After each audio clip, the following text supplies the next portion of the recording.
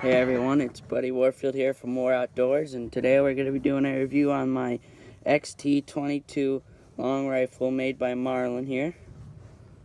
It's wood stock, hair trigger. It has this nice little clip here, and open sights, which I like. And we're going to get to shooting this here in a minute, so hang tight.